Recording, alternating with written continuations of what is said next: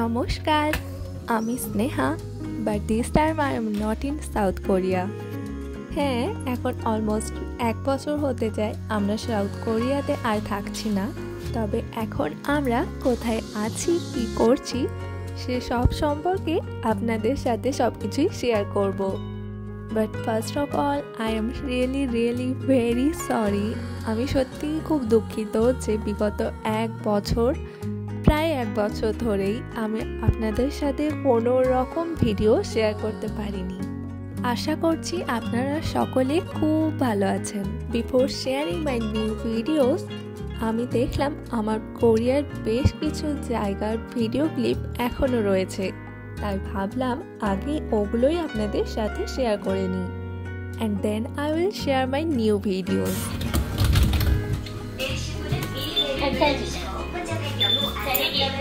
So basically এই ভিডিওটা Korea থেকে আসার বেশ কিছুদিন আগের।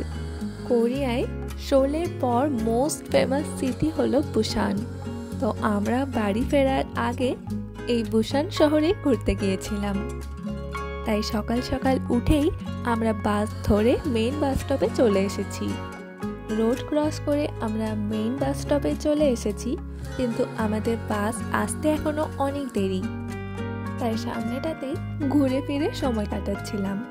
বাস স্ট্যান্ডের মধ্যেও ছোটোখাটো ক্যাফে, ম্যাগাজিনের দোকান অ্যান্ড মোস্ট ইম্পর্টেন্টলি ওয়াশরুম আপনি পেয়ে যাবেন, তাই চিন্তার কোনো কারণ নেই। We already have our bus tickets, otherwise আপনি বাস স্ট্যান্ডে এসেও টিকিট কাটতে পারেন। টিকিটের মধ্যেই বাসের টাইম আর কোন গেট নম্বরে বাস আসবে সেসব কিছুই লেখা থাকে। আর কোরিয়া টাইমের বিষয়ে কতটা পাংচুয়াল সেটা আমরা মোটামুটি সবাই জানি। এই যে দেখতে দেখতে আমাদের বাস চলে এসেছে, তো চলুন আমরা এখন বাসে উঠে পড়ি। আমাদের যেহেতু অনলাইন টিকিট, তাই বাসে উঠেই এই স্ক্যানারটায় আমরা টিকিটটা স্ক্যান করে নেব। কোরিয়ায় এই লং ডিস্টেন্স বাসগুলো খুবই স্পেসিয়াস। এই বাসগুলোতে হরিজন্টালি 3 জন বসতে পারবে, তাই লং ডিস্টেন্স জার্নি করলে এই বাসগুলোতে সেরকম টায়ার্ডনেস ফিল হয় না। এখন বাজে 9:08 আর এখনই আমাদের বাসের ইঞ্জিন চালু হয়ে গিয়েছে। এই দেখুন, এখন 9:10 and our bus has also left. Busan, Korea's second most popular city, and it's famous for its beautiful beaches like Haeundae Beach and Gwangali Beach. আর আমার সমুদ্র খুবই পছন্দের, তাই আমিও খুব এক্সাইটেড। বাস শহর থেকে বেরিয়ে পড়েছে। So let's go to Busan. Okay, so আমরা এখন বুসান পৌঁছে গেছি। বাস থেকে আমরা নেমে গেছি। এবার আমরা ফার্স্টেই হায়ুন্ডে বিচে যাব। হায়ুন্ডে ইন্টারসিটি বাস স্টপ থেকে হাঁটা পথে হায়ুন্ডে বিচ খুবই সামনে। বিচে যাওয়ার আগে আমাদের টিমানি কার্ডটা রিচার্জ করার ছিল, সো আমরা আগে টিমানি কার্ডটা রিচার্জ করে নেব। তারপর টুকটাক কিছু টিফিন করে বিচের ধারে চলে যাব। চলুন, টিমানি কার্ডটা রিচার্জ হয়ে গেছে।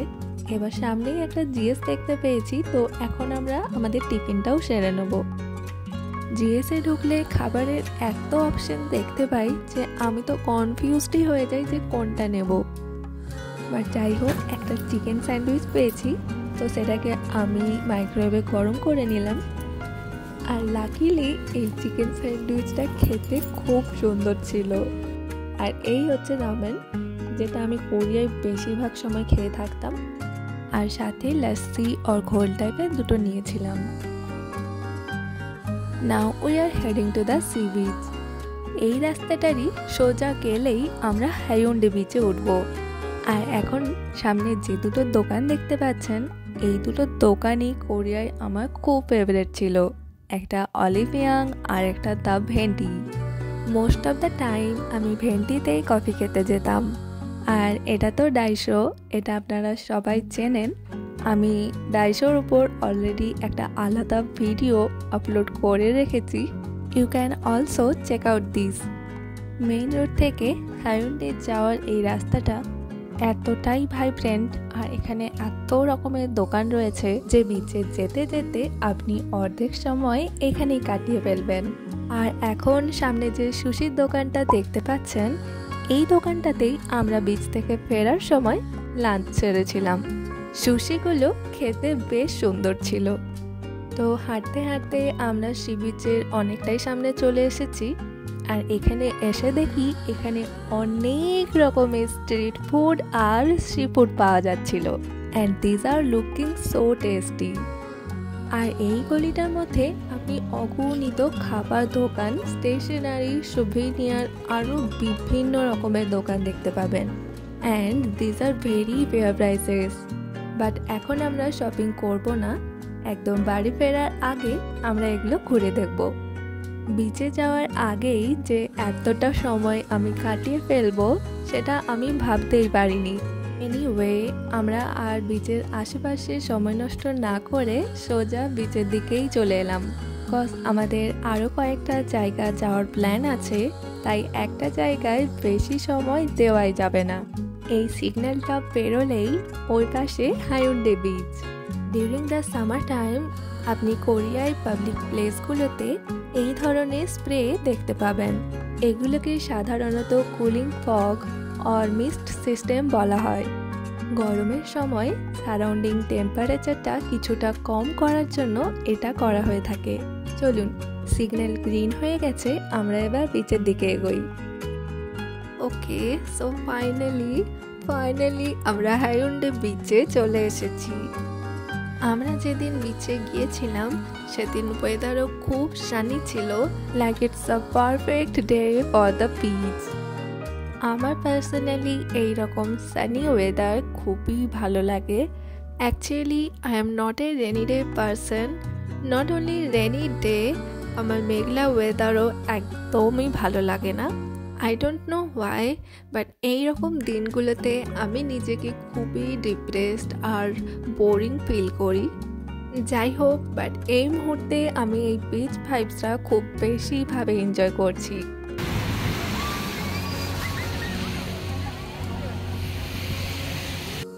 আর স্পেশালি এই জায়গাটা, যেখানে একধারে ঘন জনবসতিপূর্ণ বাড়িঘর আর অন্য ধারে নীল সমুদ্রের জলরাশি। সবাইকে এইভাবে জলে লাফিয়ে ঝাঁপিয়ে মজা করতে দেখে আমারও মনে হচ্ছিল যে জলে নেমে পড়ি, কিন্তু আমাদের আরও অনেক জায়গায় ঘোরার প্ল্যান ছিল, তাই আমাদের সেই সুযোগটা হয়ে ওঠেনি। আর এখানে ঘুরতে ঘুরতে আমি একটা জিনিস দেখতে পেয়েছিলাম, যেটা হচ্ছে এই কুচু বাচ্চাটা, যে তার বাবার সাথে এতটা জলে গিয়েছিল। অ্যান্ড ওকে দেখে আই ওয়াজ ভেরি স্ক্যার্ড। মানে আমি মনে হয় কোনো বাচ্চাকেই এতটা জলে নিয়ে যেতে পারবো না, কারণ আমি নিজেও এতটা জলে যাওয়ার মতন সাহস রাখি না।